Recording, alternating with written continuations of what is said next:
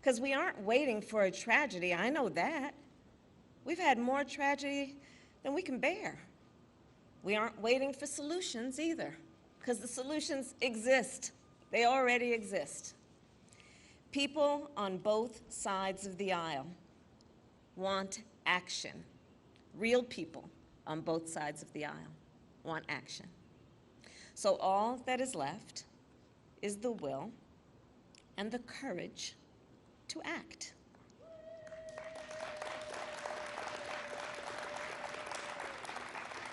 And President Joe Biden has the will and the courage to act.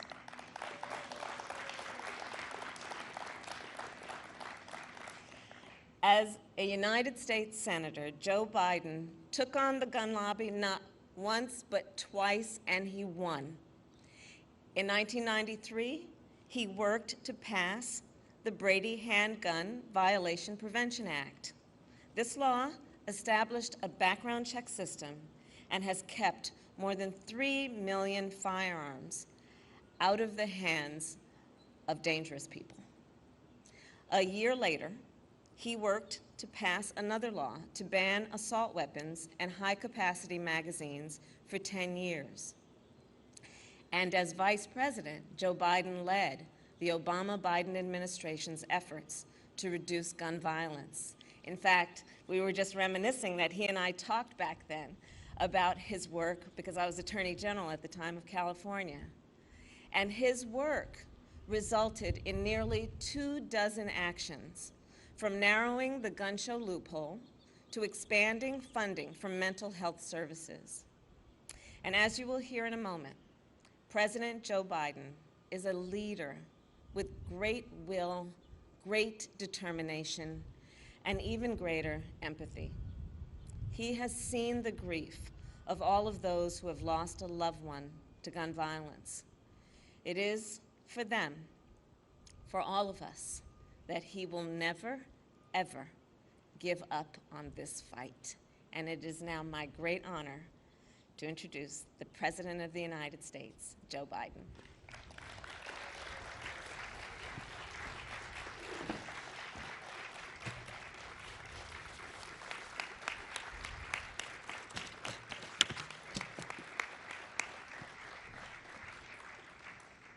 Thank you, Kamala, Madam Vice President. Thank you very much. You know, we're joined today by the Attorney General, Merrick Garland, who I've asked to prioritize gun violence. It's also good to see the second gentleman who is here, and it's good to see the First Lady, Dr. Jill Biden, who cares deeply about this issue as well.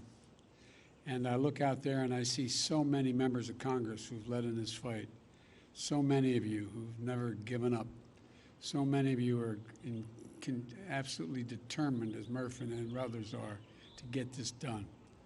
We got a long way to go. It seems like we always have a long way to go. But also today we're taking steps to confront not just the gun crisis, but what is actually a public health crisis. Nothing I'm about to recommend in any way impinges on the Second Amendment. They're phony arguments suggesting that these are Second Amendment rights at stake from what we're talking about. But no amendment to the Constitution is absolute. You can't yell fire in a crowded movie theater. We call it freedom of speech. From the very beginning, you couldn't own any weapon you wanted to own. From the very beginning the Second Amendment existed, certain people weren't allowed to have weapons. So the idea is just bizarre to suggest that some of the things we're recommending are contrary to the Constitution. Gun violence in this country is an epidemic. Let me say it again. Gun violence in this country is an epidemic, and it's an international embarrassment. You know, we saw it again last night as I was coming to the Oval Office. I got the word that in South Carolina, a physician with his wife, 2 grandchildren, and a person working at his house was gunned down, all 5. So many of the people sitting here today know that well, unfortunately. You know, they know what it's like when the second change your life forever. I've had the pleasure of getting to meet in awful circumstances many of you who've lost your children, your husbands, your wives. You know, they know what it's like to bury a piece of their soul deep in the earth. We understand that.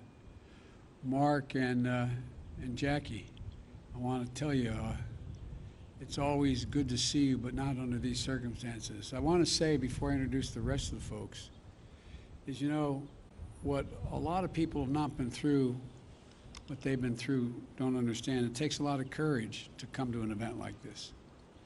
They're absolutely determined to make change.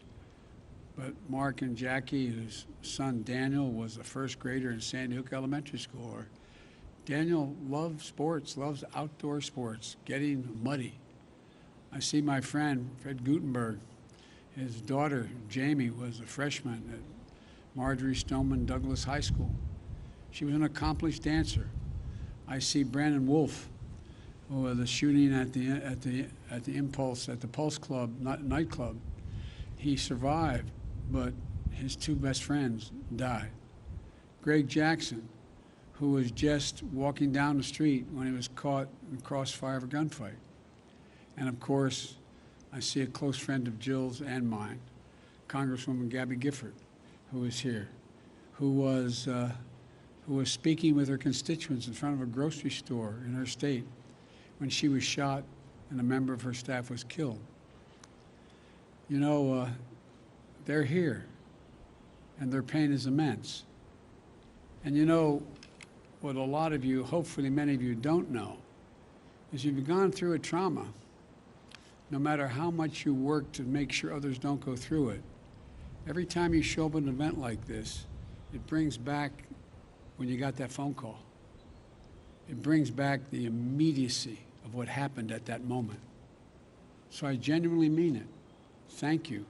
Thank you for having the courage to be here, the courage to continue this fight. Senator Blumenthal understands it. A lot of the folks out here understand it. But it takes real courage, so thank you. To turn pain into purpose and demand that we take the action that gives meaning to the word enough. Enough, enough, enough. Because what they want you to know, what they want you to do is not just listen. Every day in this country, 316 people are shot every single day. 106 of them die every day. Our flag was still flying at half-staff for the victims of the horrific murder of 8 primarily Asian American people in Georgia, when 10 more lives were taken in a mass murder in Colorado.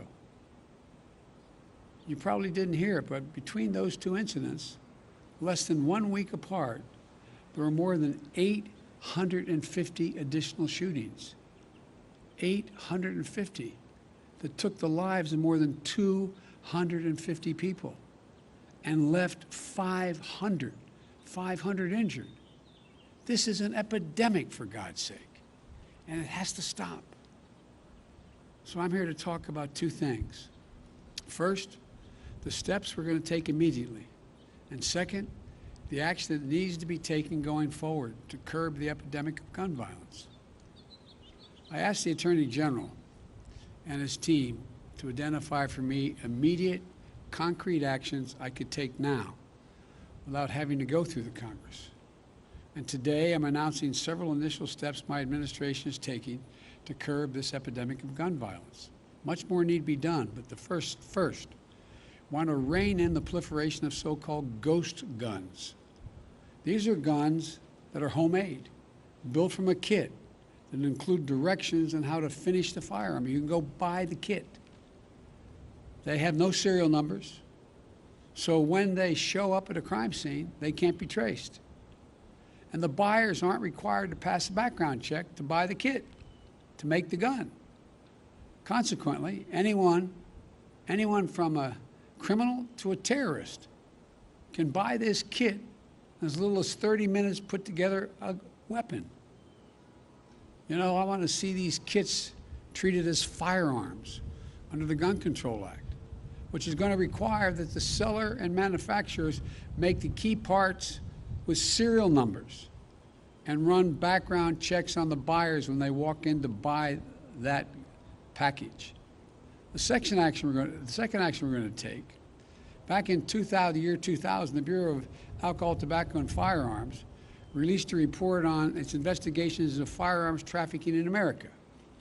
The report was of pivotal value. It was an important tool for policymakers when I was in the Senate and beyond, at all levels, to stop firearms from being illegally diverted into dangerous hands.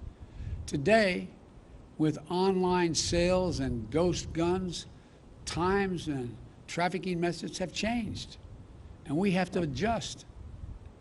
We also have to ask the Justice Department to release a new annual report. This report will better help policymakers address firearms trafficking as it is today, not what it was yesterday.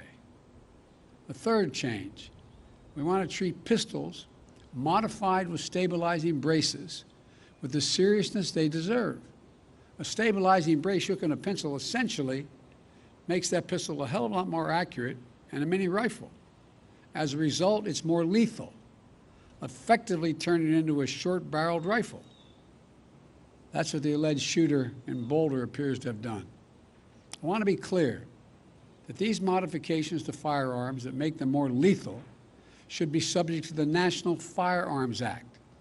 The National Firearms Act requires that a potential owner pay a $200 fee and submit their name and other identifying information to the Justice Department, just as they would if they went out and purchased a silencer for a gun. Fourthly, during my campaign for president, I wanted to make it easier for states to adopt extreme risk protection order laws. They're also called red flag laws, which everybody in this lawn knows, but many people listening do not know. These laws allow a police or family member to petition a court in their jurisdiction and say, I want you to temporarily remove from the following people any firearm they may possess because they're a danger and a crisis. They're presenting a danger to themselves and to others. And the court makes a ruling. To put this in perspective, more than half of all suicides, for example, involve the use of a firearm. But when a gun's not available, an attempt at suicide, the death rate drops precipitously. States that have red flag laws have seen the reduction in the number of suicides in their states. Every single month, by the way, an average of 53 women are shot and killed by an intimate partner. I wrote the Violence Against Women Act. It's been a constant struggle to keep it moving. We know red flag laws can have significant effect in protecting women from domestic violence. And we know red flag laws can stop mass shooters before they can act out their violent plans. I'm proud, excuse the point of personal privilege we used to say in the Senate, I'm proud that the red flag law in my home state of Delaware was named after my son, Attorney General Beau Biden, our son, excuse me, Joe, who proposed that legislation back in 2013. I want to see a national red flag law and legislation to incentivize states to enact their own red flag laws. Today, I asked the Justice Department to publish a model red flag legislation so states can start crafting their own laws right now. Just like with background checks, the vast majority of the Americans support these extreme risk protection order laws. And it's time to put these laws on the books and protect even more people. The Attorney General will have more to say about this in a moment. Additionally, we recognize that cities across the country are experiencing historic spikes in homicides, as the law enforcement can tell you. The violence is hitting black and brown communities the hardest. Homicide is the leading cause of death of black boys and men ages 15 to 34. The leading cause of death. But there are proven strategies that reduce gun violence in urban communities. And there are programs that have demonstrated they can reduce homicides by up to 60% in urban communities. But many of these have been badly underfunded or not funded at all of late. Gun violence in America, for those of you who think of this from an economic standpoint listening to me, estimated to cost the nation $280 billion, let me say it again, $280 billion a year. You say, how could that be, Joe? Hospital bills, physical therapy, trauma counseling, legal fees, prison costs, and the loss of productivity. Not to mention the psychological damage done to the children who live in these cities, watching this happen, knowing someone it happened to. This gun violence in our neighborhood is having profound impact on our children, even if they're never involved in pulling the trigger or being the victim of on the other side of a trigger. For a fraction of the cost of gun violence, we can save lives, create safe and healthy communities, and build economies that work for all of us, and save billions of American dollars. In the meantime, much of it, as Senator Cicilline knows, is taxpayer money. Finally, the Bureau of Alcohol, Tobacco, and Firearms, the key agency enforcing gun laws, hasn't had a permanent director since 2015. Today, I'm proud to nominate David Chipman to serve as the director of the AFT. David knows the AFT well. He served there for 25 years. And Vice President Harris and I believe he's the right person at this moment for this important agency. And I've said before, my job, the job of any president, is to protect the American people. Whether Congress acts or not, I'm going to use all the resources at my disposal as president to keep the American people safe from gun violence. But there's much more that Congress can do to help that effort. And they can do it right now. They've offered plenty of thoughts and prayers, members of Congress, but they've passed not a single new federal law to reduce gun violence. Enough prayers. Time for some action. I believe the Senate should immediately pass 3 House-passed bills to close loopholes that allow gun purchasers to bypass the background checks. The vast majority of the American people, including gun owners, believe there should be background checks before you purchase a gun.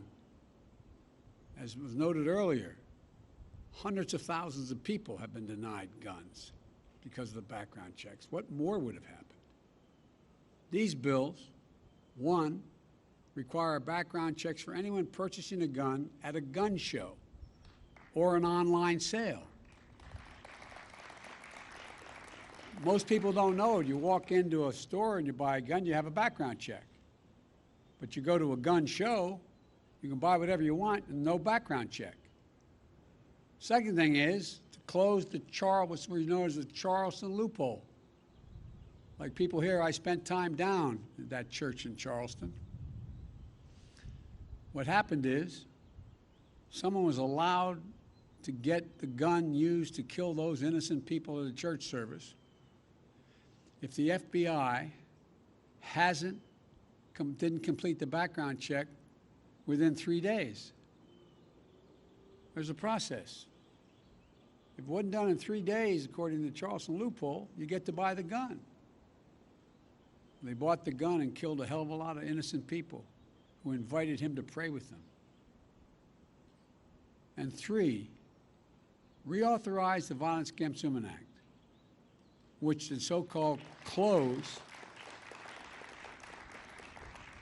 the boyfriend and stalking loopholes to keep guns out of the hands of people found by a court to be an abuser and continuing threat. I held over 1,000 hours of hearings to pass the Violence Against Women Act.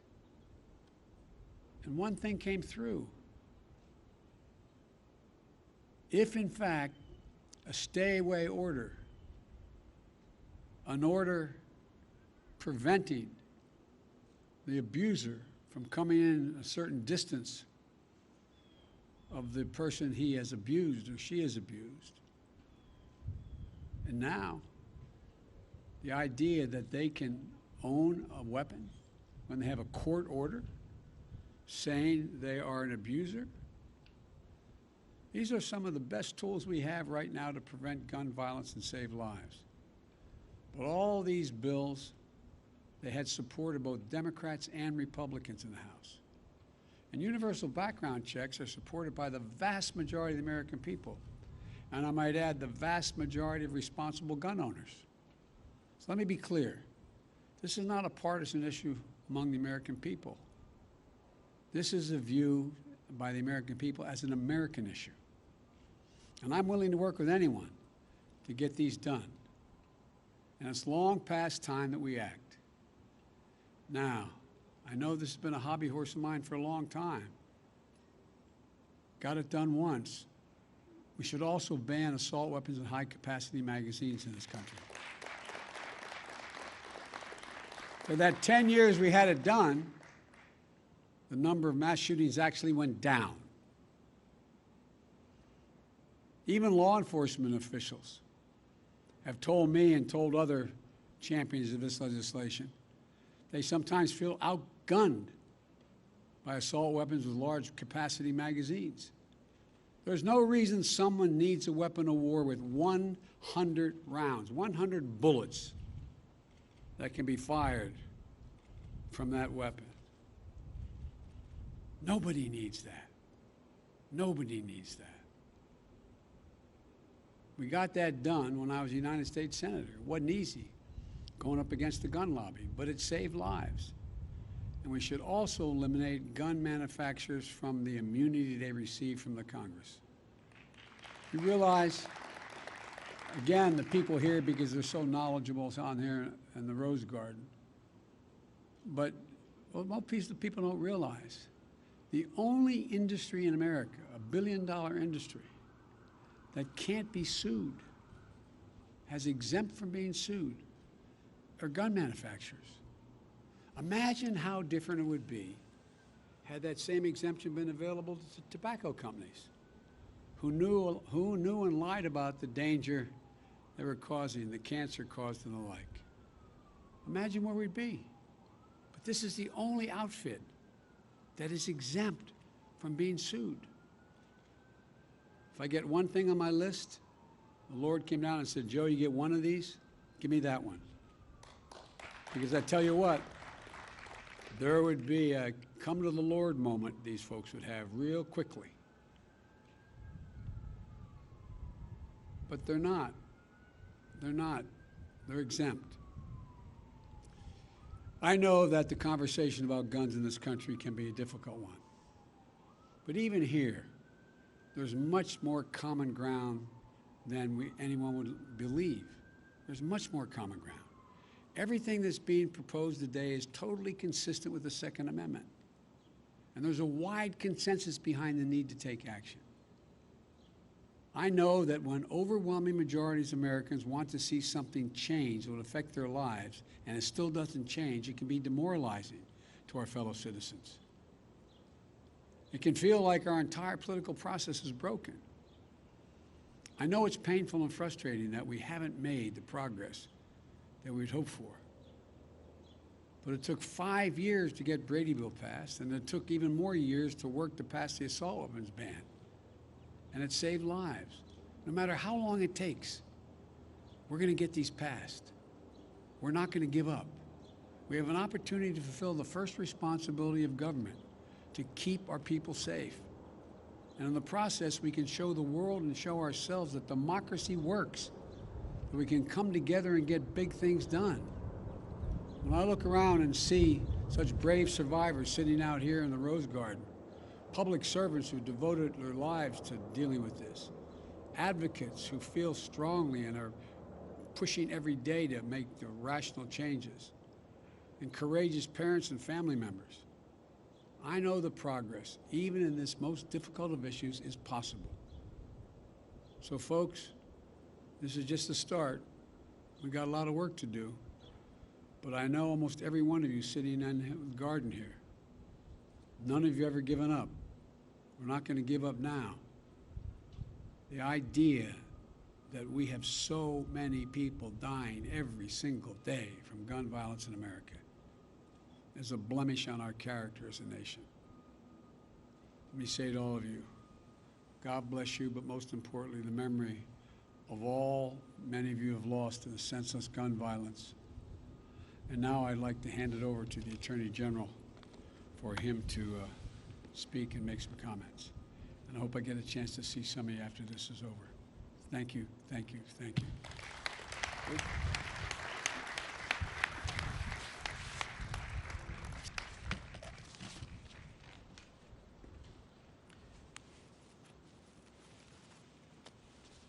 Thank you, Mr. President and Madam Vice President.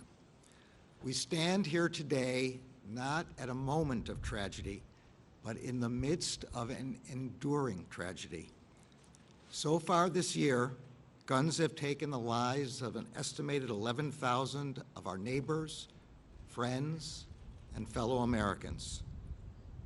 As the President explained, gun deaths in our country are occurring at a staggering pace, on the order of about 100 Americans killed every day, with hundreds more wounded.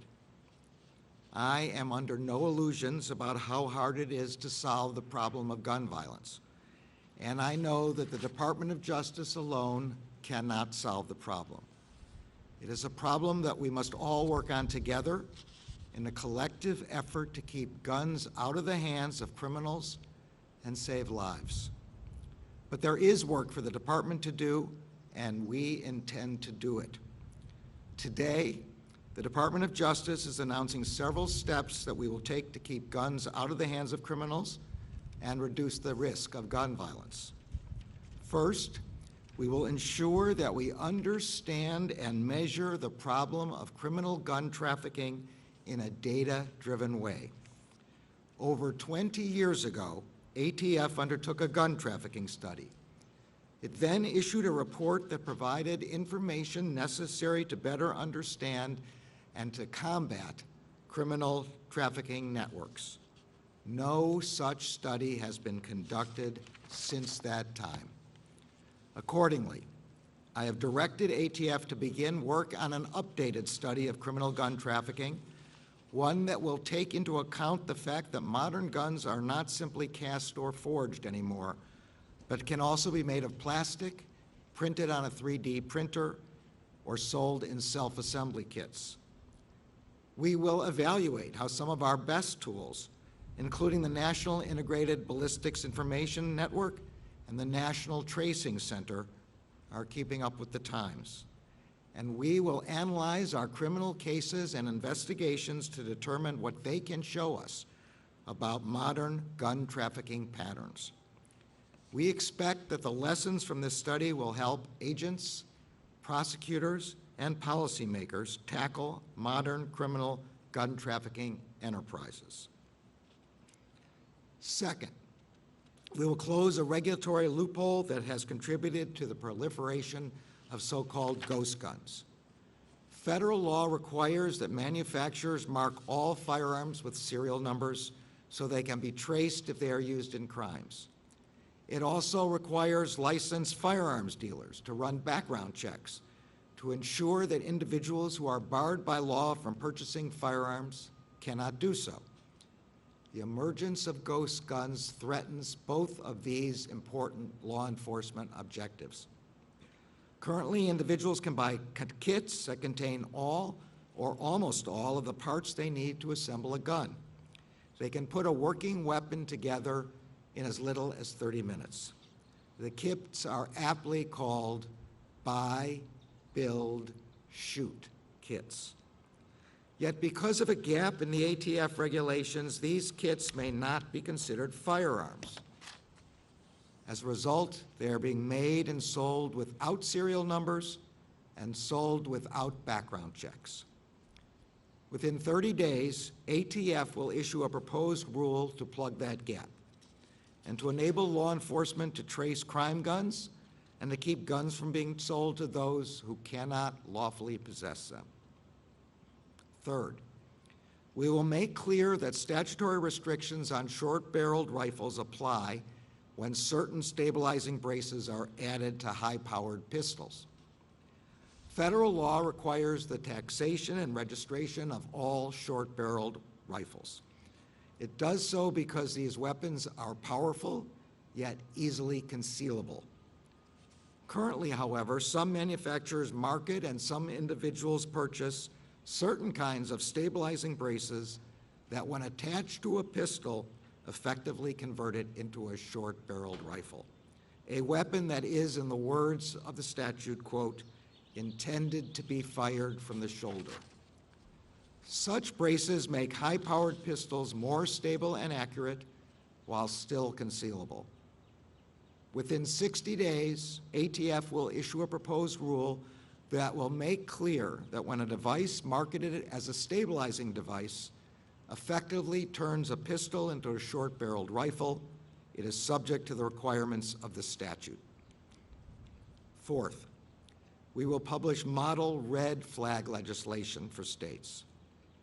Red flag laws, as the President has explained, allow family members or law enforcement to petition for court orders that temporarily bar people in crisis from accessing firearms if they present a danger to themselves or to others. 19 states and the District of Columbia have already made this important step. Within 60 days, the Justice Department will publish model legislation that will make it easier for states that want to craft laws permitting such emergency risk orders to do so. Fifth, we will empower our communities to combat and prevent gun violence. We all recognize that although law enforcement plays an important role, gun violence is not a problem that law enforcement alone can solve.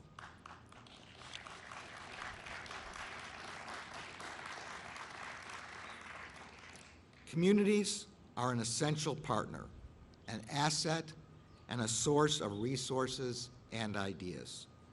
Those who are closest to the problem are a critical part of solving the problem. To that end, the Justice Department will make available over $1 billion in funding through over a dozen grant programs that can be used to support evidence-based intervention strategies for reducing gun violence.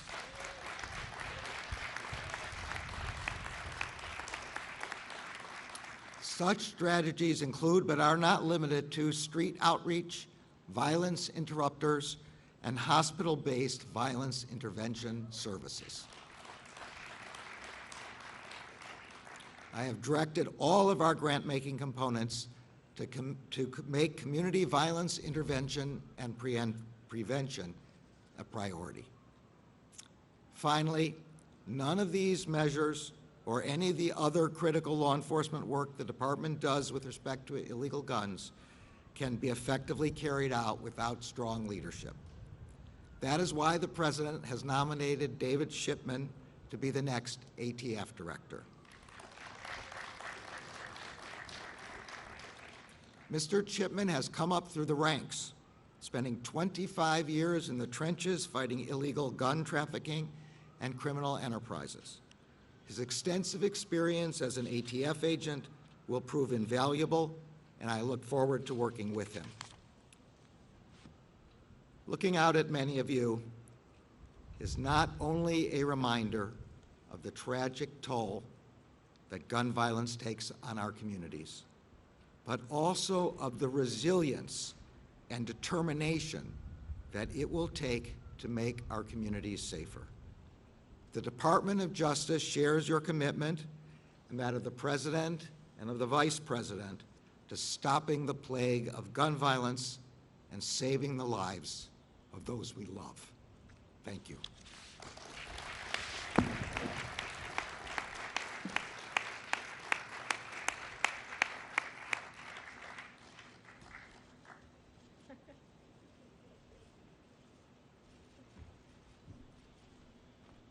I wasn't supposed to do that.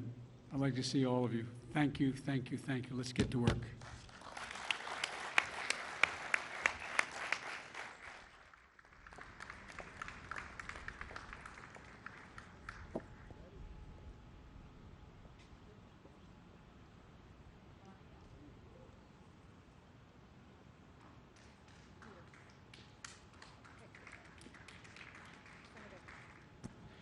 Ladies and gentlemen, please remain in your seats until the President and stage participants have departed.